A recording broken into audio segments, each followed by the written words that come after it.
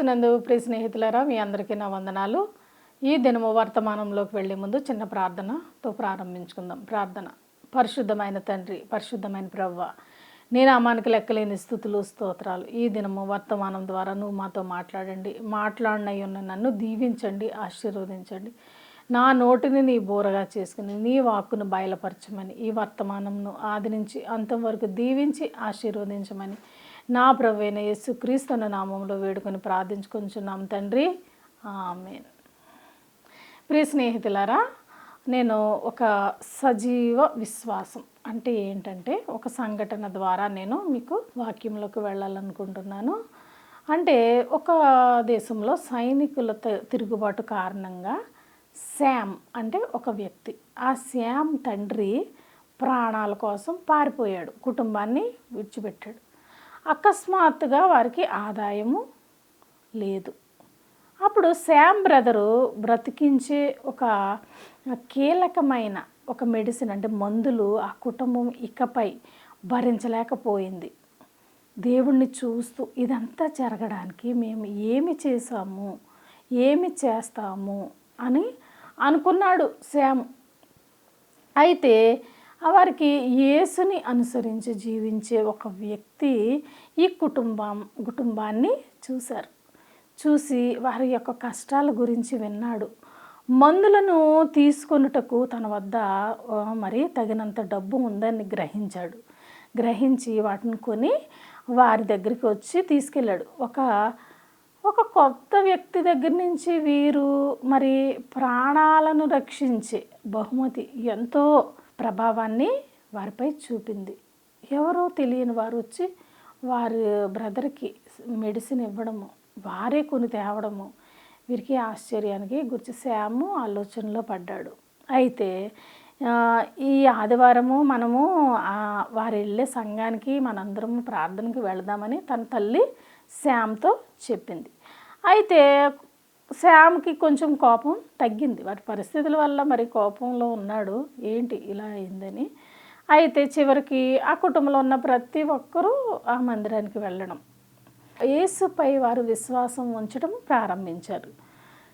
క్రీస్తుపై విశ్వాసం కలిగిన వారమని నీతితో కూడిన జీవన శైలి గురించి యాకోబు రాసినప్పుడు ఇతరులను చూసుకోవలసిన అవసరతను అంటే ఇతరులకి వాళ్ళ అవసరతల్ని చూడాలి. మరి ఎలా అంటే సహోదరి అయినను దిగంబరులై ఆనాటికి భోజనము లేక ఉన్నప్పుడు మీలో ఎవడైనను మరి శరీరముకు కావలసిన వాటిని ఇయ్యక సమాధానముగా వెళ్ళుడి, తర్వాత చలి కాచుకొనుడి, తృప్తి పొందుడని చెప్పిన ఎడల ఏమి ప్రయోజనము మరి అని వాక్యంలో చెప్పినట్లు మనం ఏం చేయాలి? మన క్రియలు అంటే మన విశ్వాసం యొక్క యథార్థతను తెలుపుతాయి. అంటే విశేషంగా ఈ క్రియలు ఇతరుల విశ్వాసాన్ని ఎంపికలో ప్రభావితం చేస్తాయి. ఇక్కడ శామ్ విషయంలో ఏమైందంటే ఆ శామ్ ఏం చేశాడు? ఆయన చేసిన సహాయానికి దేవుని పైన ఆయనకి విశ్వాసం కలిగింది. ఎంతవరకు వెళ్ళిందంటే అతను పాస్టర్ అయ్యాడు. పాస్టర్ మాత్రమే కాదు కానీ కొన్ని సంఘాలను ఆయన స్థాపించాడు. వారికి సహాయం చేసిన ఆయన్ని పాప అని పిలవడం అంటే తండ్రిగా ఆయన గౌరవిస్తూ వెళ్ళాడు. చూడండి, ఇప్పుడు ఆయన ఆధ్యాత్మిక తండ్రిగా యేసు ప్రేమను వారికి చూపించిన వాడిగా ఉన్నాడు. మరి మనము కూడా మన విశ్వాసంతో ఇతరులను ప్రభావితం చేసే విధంగా మనము ఉండాలి. మనం ఏమి చూస్తాము, మనం ఇతరులలో ఏమి చూస్తున్నాము, మనం ఎటువైపు చూస్తున్నాము, ఎటువంటి మరి సహాయాన్ని ఇతరులకు చేస్తున్నాము, మనం ఏంటి, మన దృష్టి ఎటుంటుంది అని మనం ఒకసారి ఆలోచించాలి. సంఖ్యాకాండము 21వ అధ్యాయము 9వ వచనము. కాబట్టి మోషే ఇత్తడి సర్పం ఒకటి చేయించి స్తంభము మీద దానిని పెట్టెను. అప్పుడు సర్పపు కాటు తినిన ప్రతివాడును ఆ ఇత్తడి సర్పమును నిదానించి చూచినందున బ్రతికెను. హల్లెలూయా. అంటే మన దృష్టి దేనివైపు ఉండాలి అని ఇక్కడ ఉంది. ఏంటంటే ఇక్కడ సూత్రము ఏంటంటే మనము దేవుని వైపు చూడడం వల్ల దీవెనలకు కారణమవుతుంది. అంటే దేవుని వాక్యము అంటే దేవుడు ఏమి చెప్పాడు నికోదేముకి ఏమి చెప్పాడు యేసు ప్రభువారు? యోహాను సువార్త 3వ అధ్యాయము 14-15 వచనాలు. మరియు పరలోకము నుండి దిగివచ్చిన వాడే అనగా పరలోకములో ఉండు మనుష్య కుమారుడే అనగా పరలోకమునకు ఎక్కిపోయిన వాడెవడునూ లేడు. అరణ్యంలో మోషే సర్పమును ఎలాగు ఎత్తునో అలాగే విశ్వసించు ప్రతివాడును నశింపక ఆయన ద్వారా నిత్య జీవము పొందినట్లు మనుష్య కుమారుడు ఎత్తబడవలెను అని ఉంది కదా. ఇక్కడ ఏంటంటే మనము ముఖ్యంగా తెలుసుకోవాల్సిన సత్యం ఏమిటంటే ప్రియ స్నేహితులారా, యేసు ప్రభువారు మానవాళిని ఈ పాపము నుండి విముక్తులను చేయడానికి ఈ లోకములోకి వచ్చి సమస్త మానవాళి కొరకు ఆయన అమ్రాను పైన ఆ ఎత్తడు సర్పాన్ని చూస్తే మరి పాము కాటుకు గురైన వారందరూ స్వస్థపడ్డట్టు బ్రతికారు కదా. ఇప్పుడు కూడా మనం ఏం తెలుసుకోవాలంటే క్రీస్తు అమ్రాను పైన మన కొరకు ప్రాణం పెట్టాడు. మనం ఆ కల్వరి వైపు సిలువలో వేలాడుతున్న క్రీస్తును మనం చూస్తే మనకి రక్షణ కలుగుతుంది అని అర్థం. ఆయన మన కొరకు మనము పొందవలసిన మరణాన్ని శిక్షను ఆయన పొందుకున్నాడు కాబట్టి మనం ఆయన వైపు చూడాలి. ఆ కల్వరిలో క్రీస్తు వైపు, ఆ శిలువలో వేలాడుతున్న అమ్రాను మీద వేలాడుతున్న క్రీస్తు వైపు మనం చూసినట్లయితే మనము కూడా మనం బ్రతుకుతాము. మన రక్షణ జీవితము మనం క్రీస్తు ద్వారా రక్షణలోకి వచ్చి జీవము కలిగిన జీవితాన్ని మనము ఆస్వాదిస్తామని లేఖనం చెప్తుంది. ప్రియ స్నేహితులారా, మరియు సాతాను ఏం చేస్తాడు ఒక విషపూరితమైన ఒక పాము వలె అంటే సర్పంలాగా వచ్చి మానవుల్ని కాటు వేయాలని చూస్తాడు. ఎలా కాటు వేస్తాడు? ఆధ్యాత్మికంగా మనం పతనమైపోవాలి. ప్రియ స్నేహితులారా, మన చుట్టూ ఉన్న ప్రపంచంలో ప్రస్తుతానికి చీకటి అంధకారము మరి బయలుదేరిందని చెప్పాలి. ఎందుకంటే మనుషులందరూ నిరాశతో ఉన్నారు. మరి సాతాను చేత ఎవరైతే ఇలాగా మరి జీవితాల్లో అణగద్రొక్కబడి ఏంటంటే సాతాను చేసే విషయాల్ని ఖండించలేక నిస్సహాయకులుగా వారి మరణాలకి గురవుతాం మనం చూస్తాం. ఏమైనప్పటికీ ఏమంటున్నాడు దేవుడు? నేను అమరాను పైన మీకోసము నా ప్రాణాన్ని పెట్టాను, మిమ్మల్ని రక్షించడానికి, మిమ్మల్ని సాతాను నుంచి విడిపించడానికి, ఈ పాపం లోకం నుంచి మిమ్మల్ని పవిత్రులుగా చేయడానికి. ఎందరైతే క్రీస్తుని అంగీకరిస్తారో వారందరికీ నేను దేవుడిని అవుతాను, మీకు రక్షణ దయచేస్తానని దేవుడు తనకు తాను వెళ్ళి ఈ సాతాను పైన విజయాన్ని సాధించడానికి మన కొరకు కల్వరిలో ఆ సిలువ పైన మన కొరకైన ప్రాణమును పెట్టాడు. హల్లెలూయా. ఎవరైతే ఆ కల్వరిలో వేలాడుతున్న క్రీస్తు వైపు చూస్తారో వెంటనే వారికి పరలోకపు వెలుగు, ప్రసన్నత వారి జీవితాల్లోకి రావడం మనము చూస్తాము. ఇదే మన మరణము నుంచి జీవములోకి మనము నడవడం కూడా చూస్తాం. ప్రియ స్నేహితులారా, మనం తెలుసుకోవాలి ఎవరి వైపు చూడాలి. మనం ఎవరి వైపు చూస్తే మనకు రక్షణ కలుగుతుంది. మనం క్రీస్తు వైపు చూడాలి. తద్వారా మన జీవితంలో మరి ప్రతిదీ ప్రాణాన్ని పుంజుకోవాలి. మనం చేసి ప్రతి పనికి జీవం రావాలంటే జీవాన్ని మన కొరకు విడిచిపెట్టిన కల్వరిలో వేలాడుతున్న క్రీస్తు వైపు, అమ్రాను వైపు మనము చూడాలి. హల్లెలూయా. ఎందుకంటే దేవుడు అదే మరి పద్ధతిని యెహోవా దేవుడు అబ్రహాముకు కూడా బోధించాడు. అబ్రహాముని ఏమి చెప్పాడంటే దేవుడు ఎక్కడ చూడమన్నాడు అబ్రహాముని. ప్రియ స్నేహితులారా, అబ్రహాముని కేకేసి దేవుడు వాక్యం చెప్తుంది చూడండి. ఆయనకి కనిపించి ఈ విధంగా చెప్పాడు. ఆదికాండము 15వ అధ్యాయము 5వ వచనంలో దేవుడు ఈ విధంగా చూడు, మరియు ఆయన వెలుపలికి అతనిని తీసుకొచ్చి, అంటే అబ్రహాం గారిని తీసుకొచ్చి, నీవు ఆకాశము వైపు తేరు చూచి నక్షత్రములను లెక్కించుటకు నీ చేతనైతే లెక్కించమని చెప్పి నీ సంతానము అలాగవునని చెప్పి వాగ్దానం చేశాడు. హల్లెలూయా. మరి చూడండి, అబ్రహాముని దేవుడు ఎటువైపు చూడమన్నాడు? ఆకాశం వైపు చూసి ఆ నక్షత్రాలన్నిటినీ లెక్క పెట్టమన్నాడు. కానీ అప్పటికి అసలు ఏమీ లేదు. వారు ముసలివాళ్ళు అయిపోయారు, వారికి గర్భఫలమే లేదు.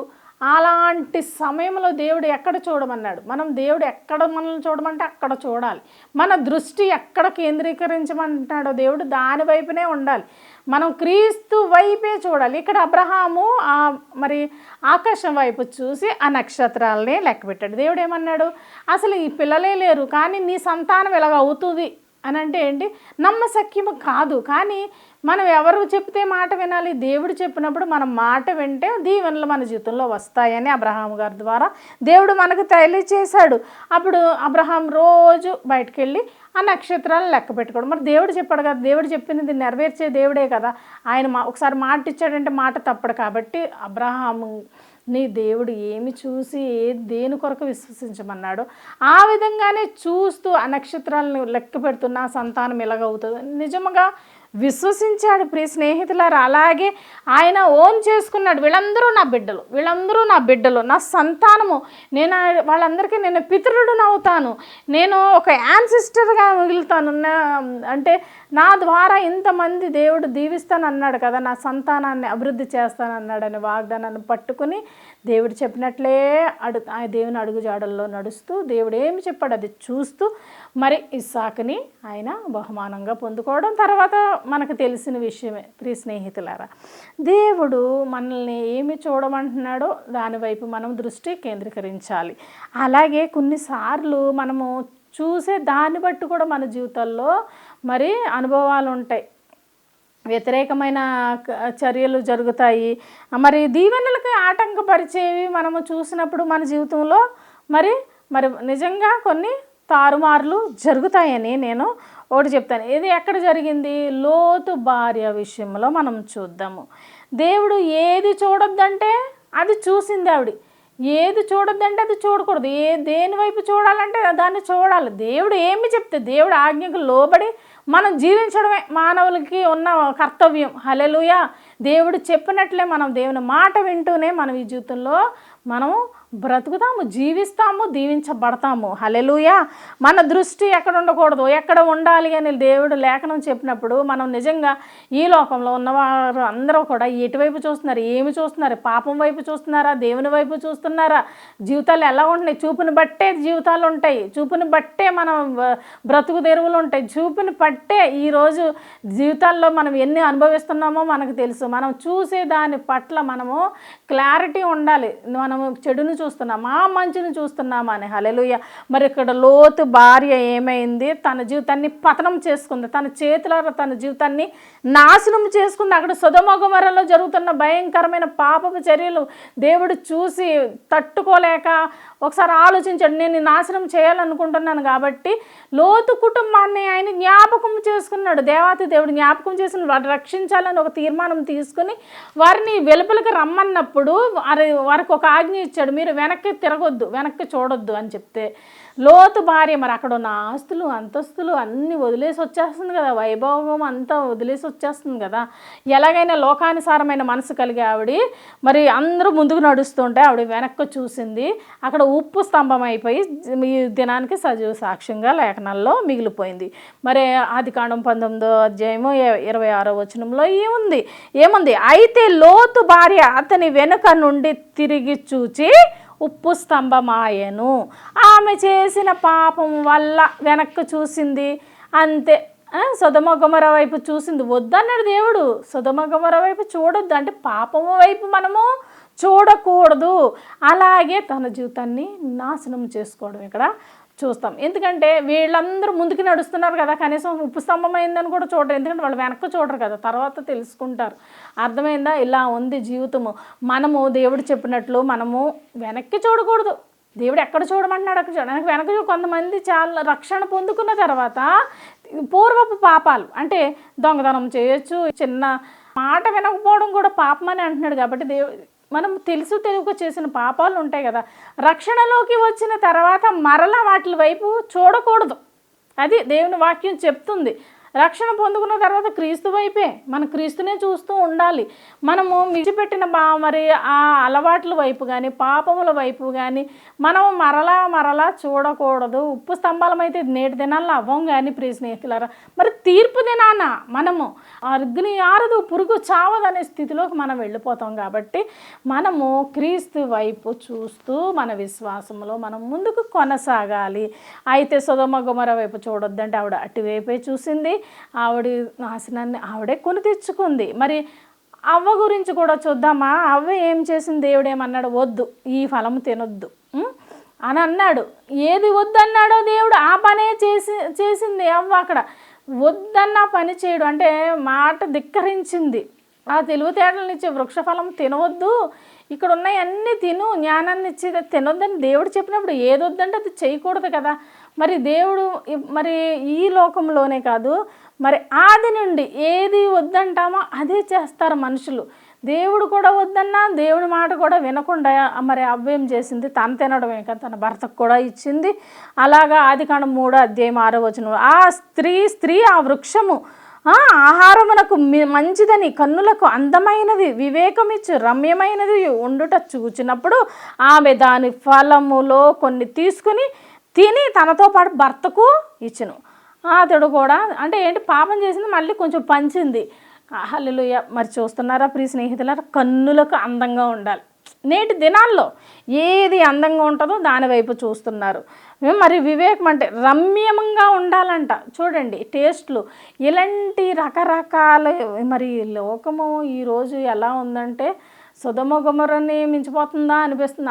అటువంటి లోకంలో మనం జీవిస్తున్నప్పుడు మనం నిజంగా క్రీస్తుని ఎరిగిన వారము, విశ్వాసులమైన మనము మన జీవితాలని ఎలాగ భద్రపరుచుకోవాలి అనేది మనం నేర్చుకోవాలి. ప్రీస్నేది ఎటు చూస్తున్నాము, ఎటు పోతున్నాము, ఎక్కడికి వెళుతున్నాము, ఎక్కడి నుంచి వస్తున్నాము, మన అడుగులు ఎటు వెళుతున్నాయి, మన దృష్టి ఎటు వెళుతుంది, మనం బహు జాగ్రత్తగా దేవుడు మనల్ని ఎల్లవేళలా కనిపెట్టుకుని ఉన్నాడు. ఆయన కన్ను ఎప్పుడు రెప్పవేయకుండా మనల్ని చూస్తున్నది.